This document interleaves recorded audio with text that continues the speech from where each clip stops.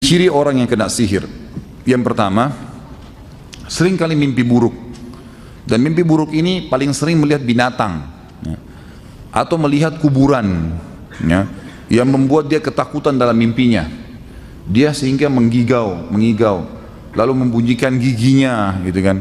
Atau kadang-kadang dia menyerang seseorang yang berusaha untuk membangunkannya.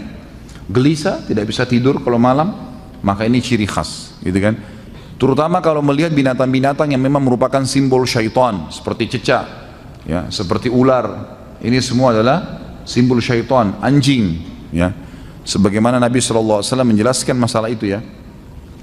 Maka keliru pemahaman kita di Indonesia yang mengatakan kalau lihat ular mau menikah, nah, ini harus dilawan, ini dari syaitan, kan itu.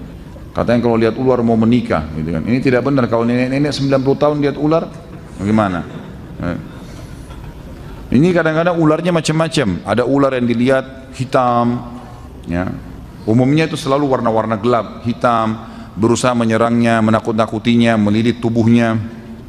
Ini yang pertama, sering mimpi. Kalau mimpi menakutkan begini, berarti dia sedang disihir. Sihir itu berusaha untuk merusak dia, ya, menakut-nakuti dia sehingga dia tidak berprestasi dalam kehidupan. Yang kedua, mimpi juga sama, masih masuk dalam poin pertama mimpi tadi, tapi mimpi yang kedua adalah orang mimpi diikuti dengan hawa nafsu. Sering mimpi junub, sering mimpi didatangi oleh laki-laki atau perempuan. Bisa saja laki-laki atau perempuan itu adalah orang yang pernah dia suka sebelumnya atau yang suka dia. Dan ini syaitan buka pintu itu. Mungkin orang-orang itu yang menyihirnya, atau memang dasarnya dia tidak kenal siapa orang itu. Mungkin dalam bentuk makhluk yang besar atau kelihatannya hitam, dan ini berarti ada jin yang menyukainya. Ada jin yang menyukai. Dan saya sarankan jangan suka-sukaan sama jin. Tidak ada gunanya, nggak kelihatan, gitu kan. Dan jin yang paling cantik pernah buat pengakuan. Mau dengar? Hah? Ada nggak? Siapa tahu ada yang mau melamar, boleh lah. Ada seorang syekh di Madinah, saya dengar kaset beliau. Semoga Allah ampuni saya kalau saya keliru, tapi saya ingatnya untuk sama saya pernah dengar itu. Jadi beliau kalau ruqyah, murid-muridnya rekam di kaset. Zaman dulu masih ada kaset-kaset gitu, pakai kaset. Lalu sempat ditanya, kamu ini siapa? Dia bilang, saya jin perempuan, dan saya jin yang paling cantik. Kata syekhnya, memang kau bagaimana? Dia bilang, mata saya 1, kaki saya 9. Ada yang mau? Sudah jelas-jelas dikasih manusia kakinya 2, mau cari 9, untuk apa? Mimpi. Yang kedua, sering ketakutan sendiri, was-was, ketakutan. Kalau sendiri selalu kayak dihantui, mau kelihatan, mau sesuatu. Nah, ini juga termasuk ada gangguan. Nah, ini harus diruqyah, gitu kan? Kemudian yang ketiga, seringkali merasa ada penyakit atau merasa ada penyakit, ya, sering penyakit nih, dan penyakitnya kanker, penyakit-penyakit yang besar, was-was.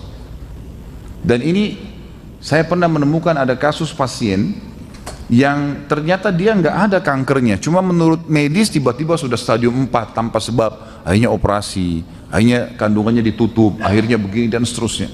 Kesian. Semoga Allah sembuhkan, ya.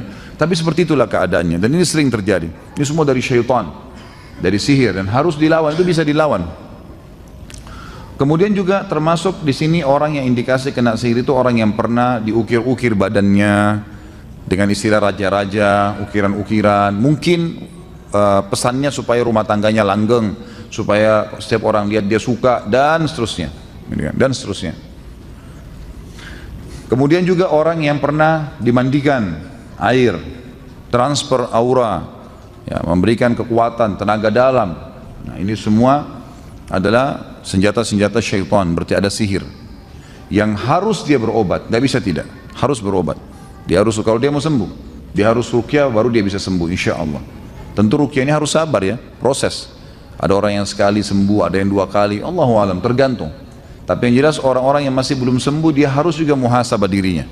Mungkin masih ada dosa yang mengganjal, mungkin hatinya masih nggak baik, gitu kan? Atau mungkin ada sesuatu yang memang dia traumatis dari masa dia kecil, masa dia kecil. Kadang-kadang ada jin keturunan, dan macam-macam lah, ya, macam-macam. Jadi yang jelas kalau ada indikasi-indikasi ini secara umum, maka antum semestinya harus berobat, insya Allah.